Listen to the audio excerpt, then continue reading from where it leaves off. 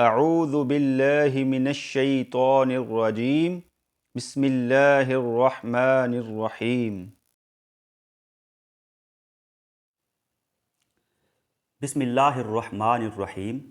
قرآن مجید فرقان حمید کے 7ویں پارے کا نام وَإِذَا سَمِعُوا ہے۔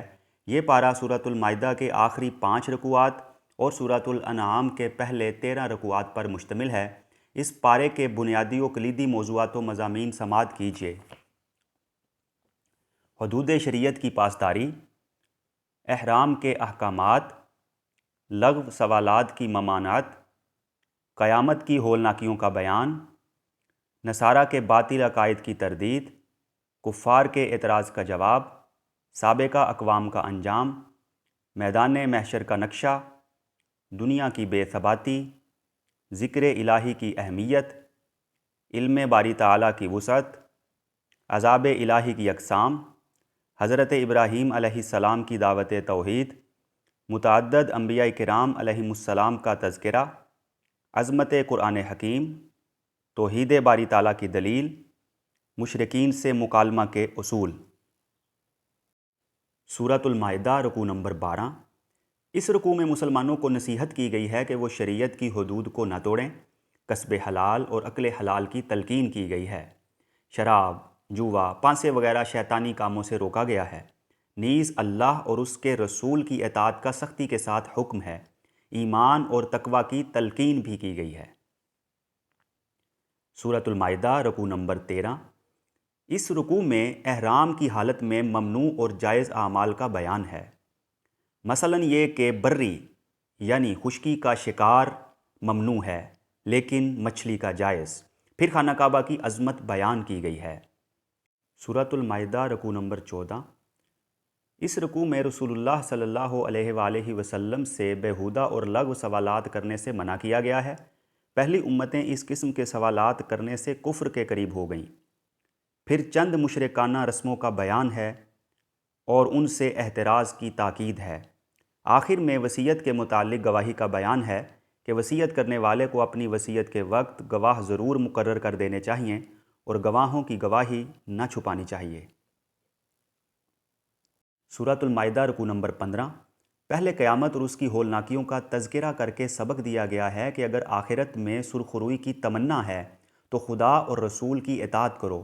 پھر حضرت عیسیٰ علیہ السلام کے بارے میں یہ بتایا ہے کہ وہ خدا یا خدا کے بیٹے نہ تھے، وہ بھی بشر ہی تھے جن کو اللہ نے اپنا رسول بنا کر بھیجا تھا، اور معجزے کے طور پر سب سے پہلے گہوارے میں اللہ نے ان سے کلام کرایا۔ نیز اندھوں اور کوڑیوں کو صحت یاب کر دینے اور مردے کو زندہ کر دینے کا معجزہ انہیں دیا گیا۔ پھر ایک واقعہ کی طرف اشارہ ہے، وہ یہ کہ حضرت عیسیٰ علیہ السلام کے اصحاب نے آسمان سے دسترخوان اترنے کی فرمائش کی اور حضرت عیسیٰ علیہ السلام نے اس کے لیے دعا کی۔ سورۃ المائدہ رکوع نمبر 16۔ گزشتہ رکوع میں حضرت عیسیٰ علیہ السلام کی رسالت و بشریت کا تذکرہ کرنے کے بعد اس رکوع میں نہایت بلیغ انداز میں عیسائیوں کے باطل عقیدوں کی تردید کی گئی ہے اور کہا گیا ہے کہ حضرت عیسیٰ علیہ السلام کی دعوت ایک رسول ہی کی دعوت تھی، یعنی یہ کہ خدا کے ساتھ کسی کو شریک نہ کرو، اسی کی عبادت و اطاعت کرو، نہ یہ کہ انہوں نے خود کو اللہ کا بیٹا کہا۔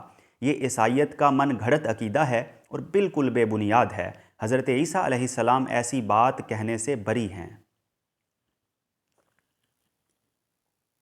سورۃ الانعام رکوع نمبر 1۔ اللہ کی حمد و ثنا کے بعد علم توحید پر قدرت خداوندی اور کائنات میں موجود اللہ کی بے شمار نشانیوں سے دلیل لائی گئی ہے۔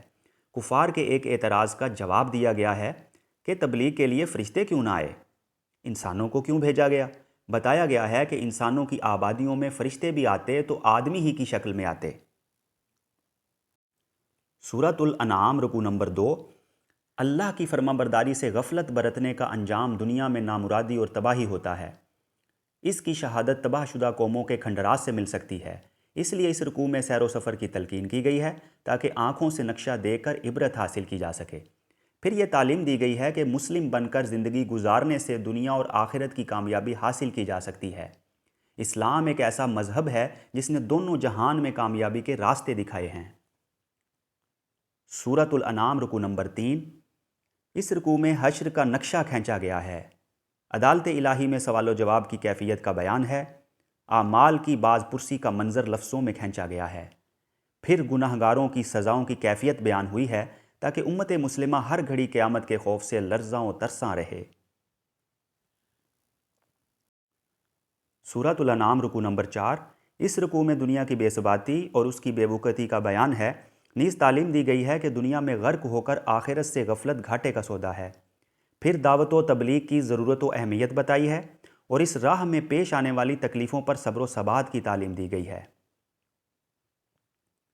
سورۃ الانعام رکوع نمبر 5۔ اس رکوع میں بتایا گیا ہے کہ ہمیشہ یہ ہوا ہے کہ انبیاء اور رسول تشریف لائے، لوگوں نے ان کا مذاق اڑایا اور ان کی تکذیب کی، نتیجے میں تباہ و برباد ہوئے۔ نیز دنیا کی عیش کوشیوں میں لوگ اللہ کو بھول گئے، جس کی وجہ سے اچانک عذاب الہی کا شکار ہوئے۔ پھر بتایا گیا ہے کہ اللہ کی گرفت اور قبضے سے کوئی شخص باہر نہیں۔ عذاب کی وعید کے بعد ایمان والوں کو خوشخبری دی گئی ہے۔ سورۃ الانعام رکوع نمبر 6۔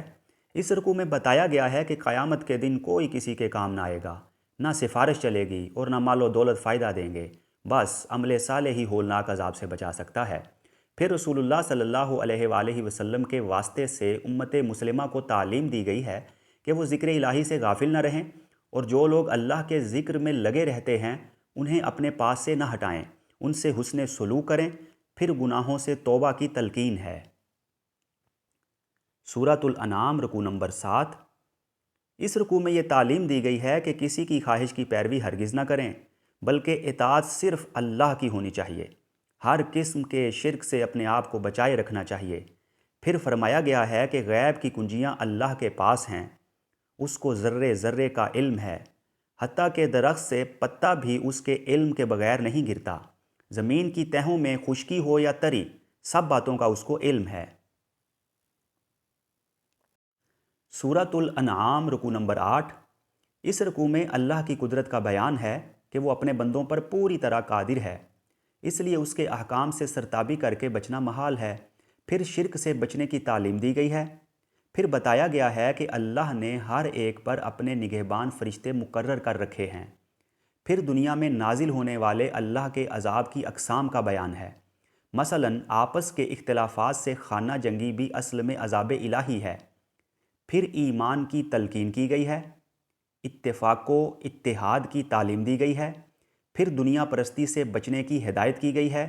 ساتھ ہی یہ حکم بھی ہے کہ ایسے لوگوں کی صحبت سے کنارہ کش رہیں جو اللہ اور رسول سے دور ہیں اور دنیا میں پوری طرح غرق ہیں۔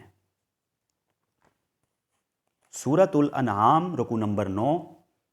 اس رکوع میں پہلے شرک کی برائیاں بیان ہوئی ہیں، پھر قیامت کا ذکر ہے تاکہ معلوم ہو جائے کہ شرک کا نتیجہ کیا ہوگا۔ اس کے بعد یہ واقعہ بیان ہوا ہے کہ حضرت ابراہیم علیہ السلام نے کس طرح اپنے چچا آزر کو بت پرستی پر ٹوکا تھا اور کہا تھا کہ تم اور تمہاری قوم گمراہی میں ہے۔ پھر حضرت ابراہیم علیہ السلام کی ان دلیلوں کا بیان ہے جو انہوں نے ستارہ پرستوں کے مقابلے میں پیش کی تھیں، اور بتایا تھا کہ رب صرف ایک ہی ہے اور یہ ستارے اور پوری کائنات اسی کی محکوم و مخلوق ہے۔ پھر آخر میں بتایا گیا ہے کہ ہدایت پر صرف وہ شخص ہے جو ایمان لایا اور اپنے ایمان کو ہر قسم کی گمراہی سے محفوظ رکھا۔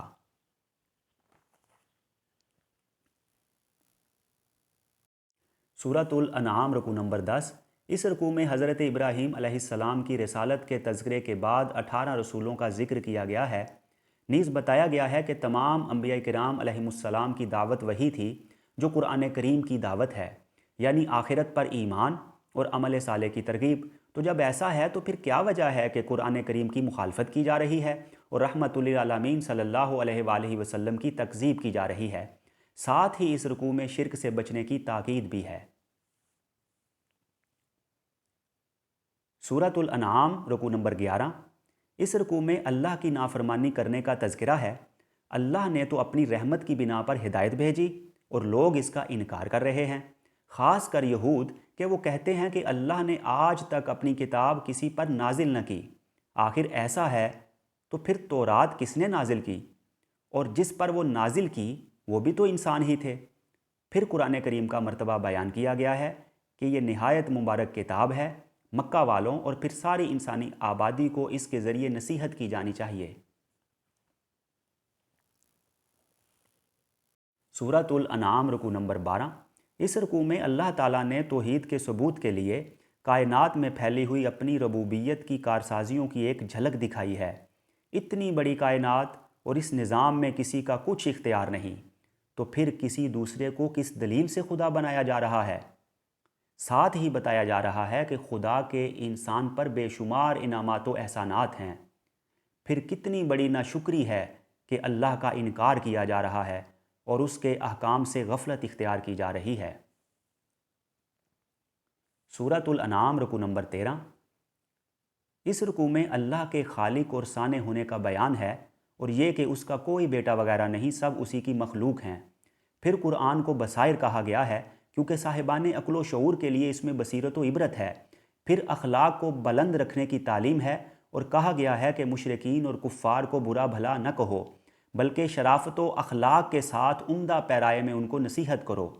اگر تم ان کی عزت پر حملہ کرو گے تو وہ تمہاری عزت پر حملہ آور ہوں گے۔